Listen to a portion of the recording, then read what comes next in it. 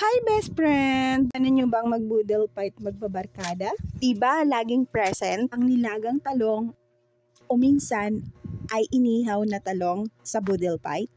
Ibahin nyo naman ngayon. Ay gagawa tayo ng eggplant and soy sauce side dish. Siyempre, kakailanganin natin ang talong. Tatanggalan nga natin ito ng tangkay at hihiwain natin ito. Siyempre, titingnan mo baka may uod ang talong. Pag nahiwa na natin lahat, ilalagay natin ito sa ating steamer. Mag-set ka lang ng 7 minutes at okay na ito. Sunod nating gagawin, maghihiwa na tayo ng bawang. Maraming bawang, mas masarap. Siyempre, choice mo yan kung gusto mong mas marami ang bawang. Hihiwain nga lang natin ito ng pino at ang susunod nating gagawin, hihiwain naman natin ang ating onion leaves. Dahil naka 7 minutes na, titingnan na natin ang ating talong kung okay na. At dahil luto na nga, hahanguin na natin ito. Itatabi muna natin dahil itutuloy natin ang ating ginagawa kanina. Lagay nga ako ng toyo, liquid seasoning, ang ating chili flakes.